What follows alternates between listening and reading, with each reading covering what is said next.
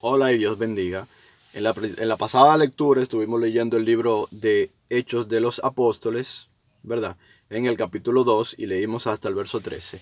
Ahora vamos a leer a partir del verso 14 y estuvimos viendo en la vez pasada cómo el Espíritu Santo se derramó como lengua de fuego y cómo los discípulos, todos esos discípulos, muchos discípulos de esos que estaban allí en el aposento alto, no solamente los 12, sino muchos más, comenzaron a darse la primera señal, que era que hablaban y las personas les entendían. Gente que venía de todos lugares del mundo allá a Jerusalén para esa época, le entendían lo que hablaban. Al mismo tiempo en múltiples idiomas, en más de 10 idiomas les entendía. Ahora vamos a leer lo que dice aquí a partir del verso 14 y vamos a leer, como les decía, vamos a leer aquí y dice lo siguiente. Aquí vamos a ver cómo Pedro entonces se levanta y dice: Entonces Pedro, poniéndose en pie con los 11, alzó la voz y les habló diciendo: Varones judíos y todos los que habitáis en Jerusalén, esto os sea notorio y oíd mis palabras. Bien, entonces ya aquí va a hablar Pedro, pero Pedro va a hablar ya después de que el Espíritu Santo vino sobre ellos y ellos comenzaron a dar testimonio con el Espíritu Santo. Bien, este es un Pedro diferente al Pedro que teníamos antes de ese día. Y dice así, verso 15: Porque no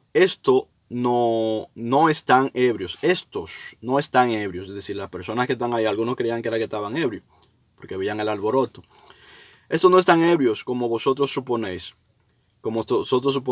puesto que es la hora tercera del día. Mas esto es lo dicho por el profeta Joel. Y en los postreros días, dice Dios, derramaré de mi espíritu sobre toda carne, y vuestros hijos y vuestras hijas profetizarán. Vuestros jóvenes verán visiones, y vuestros ancianos soñarán sueños. Y de cierto, sobre mis siervos y sobre mis siervas, en aquellos días derramaré mi espíritu y profetizarán. ¿Okay? Aquí Pedro está citando la profecía de Joel. Y dice: Y daré prodigios arriba en el cielo y señales abajo en la tierra, sangre y fuego y vapor de humo. El sol se convertirá en tinieblas y la luna en sangre, antes que venga el día del Señor grande y manifiesto. Y todo aquel que invocare el nombre del Señor será salvo. Bien, aquí él está citando las escrituras en el libro de Joel. Vemos cómo esta profecía de Joel se ha cumplido aquí y se sigue cumpliendo hasta el día de hoy, cuando el Espíritu Santo, desde aquellos tiempos hasta ahora, efectivamente, viene sobre las personas de todas las edades y todos los sexos: hombres, mujeres, niños, niñas, ancianos, ancianas, jóvenes. Sobre toda persona viene y toda la persona puede manifestar el don del Espíritu Santo y a toda la persona le puede, a cualquier persona, mejor dicho, no a toda la persona, a cualquier persona que haya creído en Cristo y que haya recibido el don del Espíritu, puede profetizar, puede tener sueños y visiones. Los niños, mis niñas han tenido sueños, mi madre ha tenido también sueños, visiones. Estas son cosas que efectivamente siguen sucediendo hasta el día de hoy.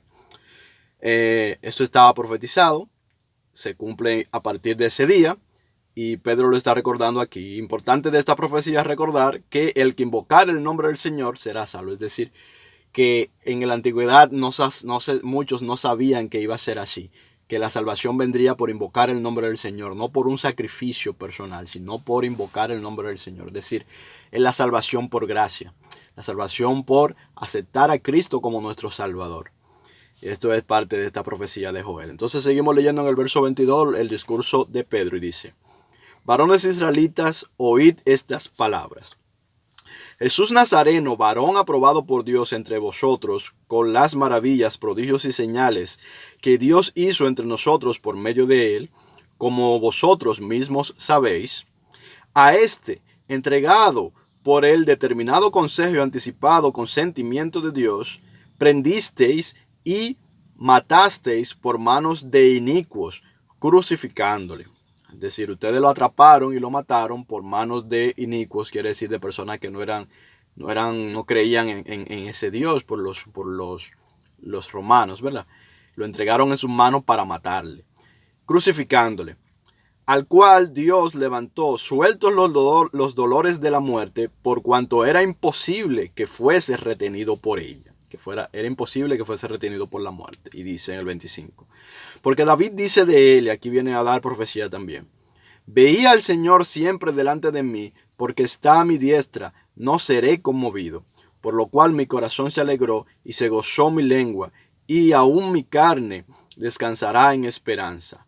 Porque no dejarás mi alma en el Hades, ni permitirás que tu santo vea corrupción. Me hiciste conocer los caminos de la vida, me llenarás de gozo con tu presencia.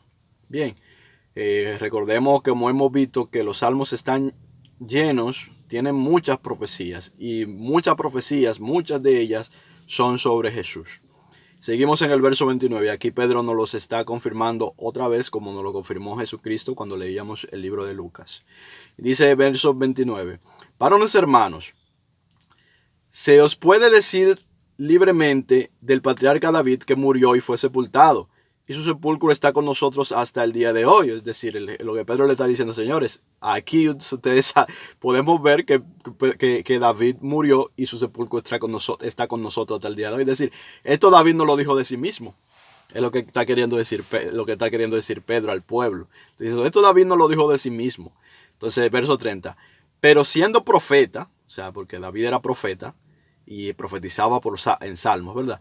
Y sabiendo que con juramento Dios le había jurado que su descendencia en cuanto a la carne levantaría al Cristo para que se sentase en su trono, viéndolo antes, habló de la resurrección de Cristo, que su alma no fue dejada en el Hades, ni su carne vio corrupción.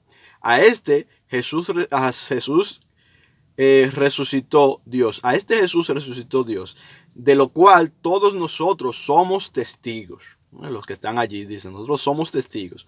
Así que, exaltado por la diestra de Dios y habiendo recibido del Padre la promesa del Espíritu Santo, ha derramado esto que vosotros veis y oís. Es decir, está explicando qué es lo que está pasando, que ha sido derramado el Espíritu según lo profetizado por Joel, ¿verdad?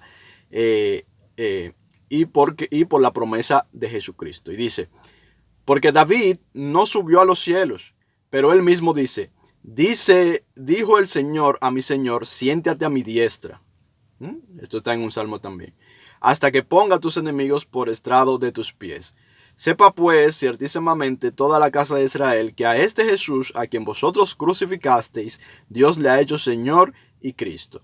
Recordemos que esto que citó aquí Pedro en el verso 34 y 35, también lo citó Jesús cuando explicaba que él no es hijo de David, que el Cristo no es hijo de David. Porque dice: ¿cómo David entonces le llama a mi Señor? ¿Verdad? Parece que es hijo de David según la carne, pero él no es hijo de David. Sí, porque él es antes que David. Entonces dice en el 37. Al oír esto, se compungieron de corazón y dijeron a Pedro y a los otros apóstoles: varones hermanos, ¿qué haremos? O sea, muchas de las personas que estaban ahí se preguntaban a estos señores: ¿qué haremos entonces? Porque hicimos esto. Pedro les dijo: arrepentíos y bautícese cada uno de vosotros en el nombre de Jesucristo para perdón de pecados, y recibiréis el don del Espíritu Santo. Porque para vosotros es la promesa, y para vuestros hijos, y para todos los que están lejos, para cuantos el Señor nuestro Dios llamare. Y con otras muchas palabras testificaba y les exhortaba diciendo: sé salvo de esta perversa generación. Es decir, Pedro seguía hablando con muchas otras palabras que no están aquí escritas, y le seguía exhortando al pueblo para que fueran al arrepentimiento, para que fueran a Cristo, para que Él los salve. Seguimos leyendo en el verso 41 y dice: así que los que recibieron su palabra fueron bautizados, y se añadieron aquel día como 3,000 personas. Wow, qué cosecha. En el primer día del primer discurso de Pedro, junto con todos los otros discípulos, se convirtieron como 3,000 personas, más o menos, fueron bautizadas ese día.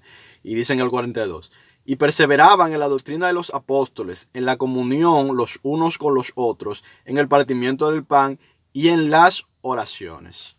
Y así vemos este increíble y hermoso primer episodio de la formación de la Iglesia de Jesucristo, del comienzo del testimonio de la vida, obra y resurrección de Cristo, de la enseñanza acerca de lo que tiene que ver con el compartir, el estar juntos y unánimes como iglesia.